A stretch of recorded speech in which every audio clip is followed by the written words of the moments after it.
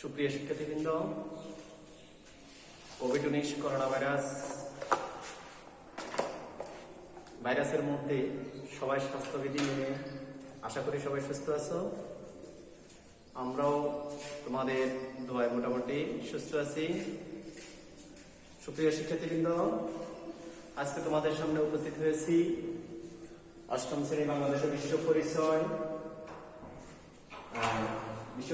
একটা অধ্যায় নিয়ে। এটা হচ্ছে দ্বাদশ অধ্যায়, বাংলাদেশের প্রাকৃতিক সম্পদ। আজকে উপস্থিত হয়েছি অষ্টম শ্রেণী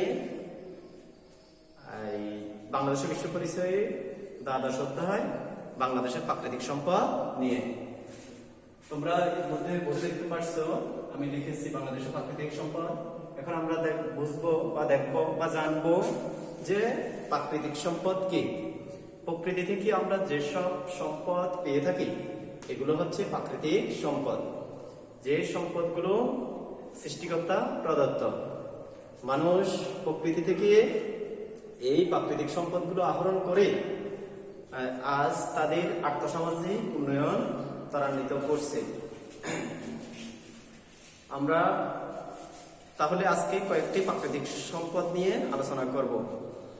প্রথমত আলোচনা করি মাটি। প্রথমে আমরা আলোচনা করব মাটি নিয়ে।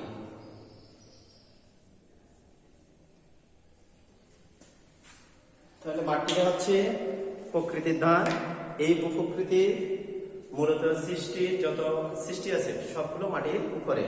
তাহলে মাটি হচ্ছে অধিক মূল্যবান সম্পদ। এই মাটি অর্থাৎ ভূপ্রকৃতির প্রায় 10 ভাগের 1 ভাগ হচ্ছে পাহাড়ি অঞ্চল। 10 ভাগের 1 ভাগ হচ্ছে পাহাড়ি অঞ্চল। এই বাংলাদেশের মাটি এতই উর্বর যে এখানে যে কোনো ধরনের ফসল হচ্ছে, গাছপালা হচ্ছে এবং বিভিন্ন ধরনের বনজ ফলজ এবং ঔষধি গুণসম্পন্ন বৃক্ষরাজি হচ্ছে। এরপরে আমরা দেখি বাংলাদেশের প্রাকৃতিক সম্পদের মধ্যে রয়েছে নদ নদী। বাংলাদেশকে বলা হয় নদীমাতৃক দেশ। বাংলাদেশকে বলা হয় নদীমাতৃক দেশ। এ দেশে প্রায় ছোট বড় 700 নদী রয়েছে। তাহলে নদীতে প্রচুর পরিমাণ মৎস্য সম্পদ রয়েছে এবং এদেশের মানুষের প্রাচীন যোগাযোগের একমাত্র মাধ্যম ছিল নদীপথ। মানুষ নদীপথে বিভিন্ন দেশ থেকে পণ্য সামগ্রী আমদানি করত এবং এই দেশ থেকে বিভিন্ন দেশে বিভিন্ন ধরনের পণ্য সামগ্রী রপ্তানি করে বাণিজ্যিক কার্যক্রম পরিচালনা করত। এই জন্যই মূলত বাংলাদেশকে বলা হয় নদীমাতৃক দেশ।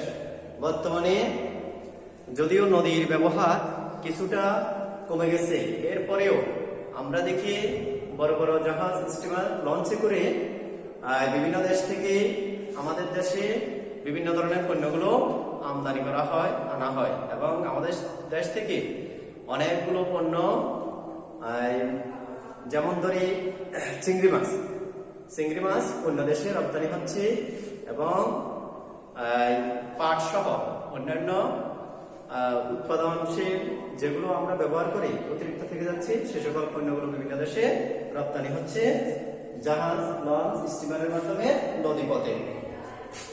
সুপ্রিয় শিক্ষার্থীবৃন্দ, আমাদের এই প্রাকৃতিক সম্পদের মধ্যে আরো রয়েছে বনজ সম্পদ, খনিজ সম্পদ, তারপরে প্রাণীজ সম্পদ, সমুদ্র সম্পদ ইত্যাদি। এরপরে আমরা আলোচনা করব বনজ সম্পদ নিয়ে।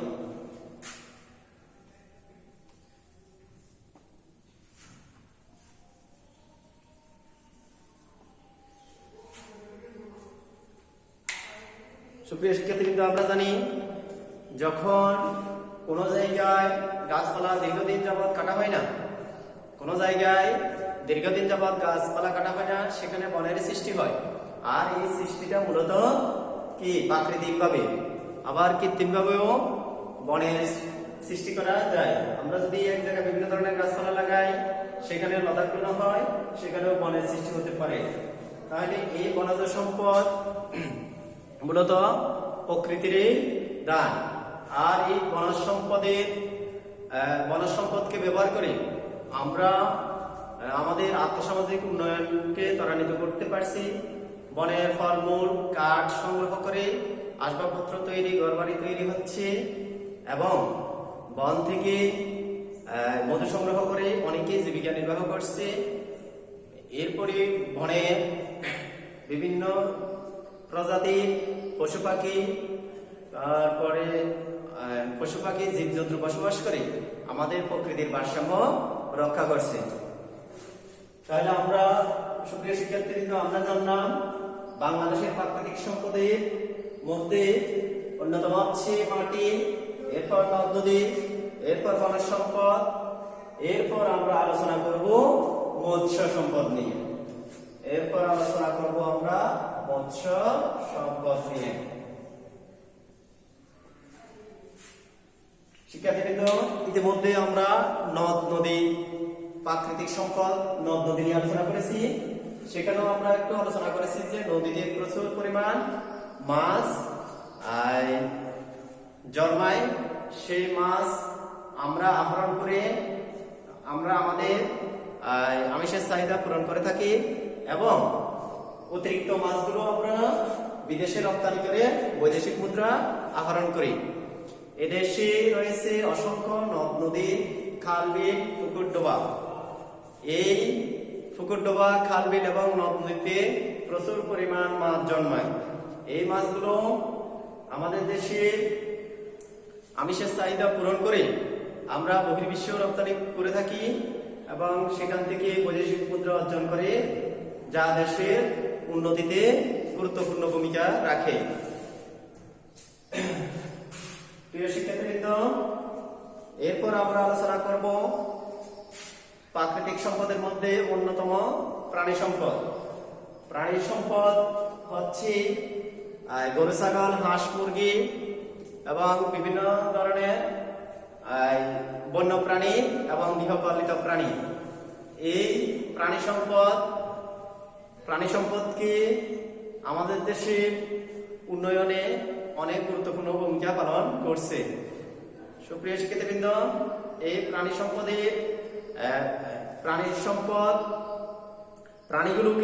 প্রাণীর মাংস খেয়ে আমরা আমাদের আমিষের চাহিদা পূরণ করছি এবং বিভিন্ন ধরনের প্রাণীর চামড়া দিয়ে মূল্যবান জিনিসপত্র তৈরি হচ্ছে।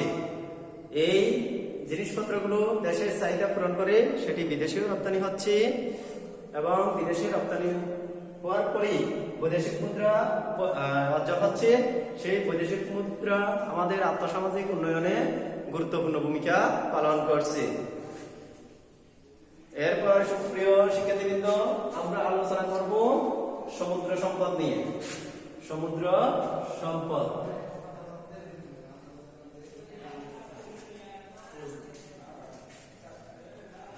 সম্পদ সুপ্রিয় শিক্ষার্থীবৃন্দ, বাংলাদেশের প্রাকৃতিক সম্পদের মধ্যে সমুদ্র সম্পদ একটি অন্যতম সম্পদ।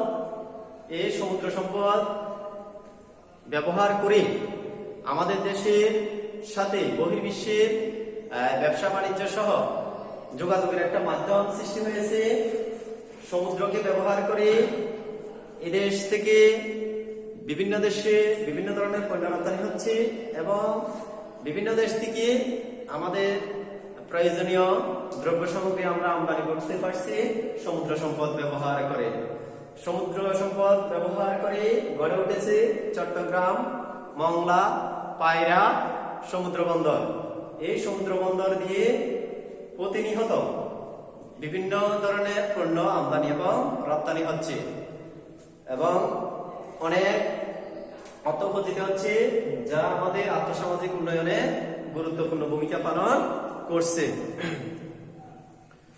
সুপ্রিয় শিক্ষার্থীবৃন্দ, আমরা এখন আলোচনা করব আর্থসামাজিক উন্নয়নে প্রাকৃতিক সম্পদের ভূমিকা।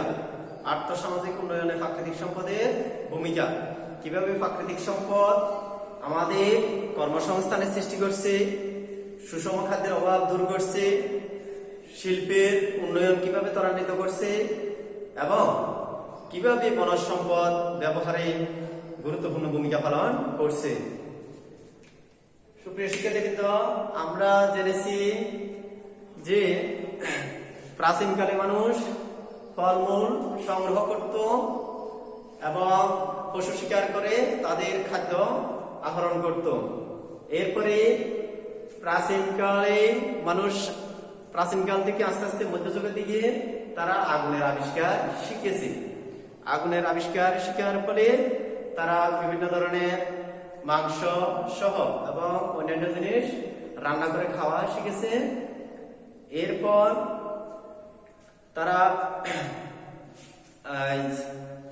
যখন মধ্যযুগ থেকে আধুনিক যুগের দিকে আসলো, মানুষের আস্তে আস্তে জ্ঞান বৃদ্ধি পাচ্ছে এবং জ্ঞান বৃদ্ধি পাওয়ার ফলে তারা প্রকৃতি থেকে পাওয়া সম্পদগুলোকে আস্তে আস্তে রূপান্তরিত করে আরো উন্নত করে আমাদের দৈনন্দিন কাজে ব্যবহার করার জন্য তৈরি করছে এবং এটাকে রূপান্তর করে আমরা আমাদের দৈনন্দিন কার্যক্রম চালিয়ে যাচ্ছি এবং অতিরিক্ত যে সম্পদগুলো আছে সেগুলো আমরা অন্যান্য দেশে রপ্তানি করে সেখান থেকে বৈদেশিক মুদ্রা অর্জন করছি।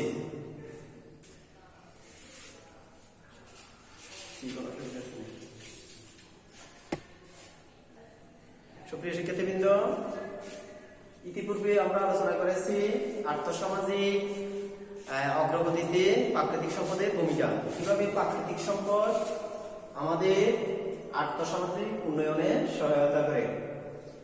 প্রাকৃতিক সম্পদের অন্যতম হচ্ছে মাটি। এই মাটি আমাদের কৃষিকাজে ব্যবহার হচ্ছে। কৃষিতে মানুষ বিভিন্ন ধরনের শস্য উৎপাদন করছে, সেখানে তাদের একটা কর্মসংস্থান সৃষ্টি হচ্ছে। আমরা জানি বাংলাদেশের মাটি খুবই উর্বর, আমাদের দেশের মাটি খুবই উর্বর। এই মাটিকে ব্যবহার করে কৃষক তাদের নিত্য প্রয়োজনীয় দ্রব্যগুলো দৈনন্দিন উৎপাদন করছে এবং ইন্ডাস্ট্রি বা শিল্পের মতো বিভিন্ন ধরনের কারখানা সৃষ্টি হয়ে মানুষের অসংখ্য কর্মসংস্থানের সৃষ্টি হচ্ছে। এরপরে সুপ্রিয় শিক্ষার্থীবৃন্দ, আমরা আলোচনা করেছি আর্থসামাজিক উন্নয়নে প্রাকৃতিক সম্পদ কিভাবে আমাদের সুষম খাদ্যের যোগান দিচ্ছে। আমরা জানি সুষম খাদ্য ৬টি উপাদান নিয়ে তৈরি। এই ৬টি উপাদানই প্রকৃতি থেকে পাওয়া যায়। ৬টি উপাদানই প্রকৃতিতে পাওয়া যায়। আসলে আমরা এত বেশি সুস্থ আছি এই জন্যই যে প্রকৃতিতে যে সকল খাবারগুলো পাচ্ছি সেগুলোতে বেশিরভাগই কি সুষম খাদ্যের মধ্যে পড়ে যায়। সুপ্রিয় শিক্ষার্থীবৃন্দ,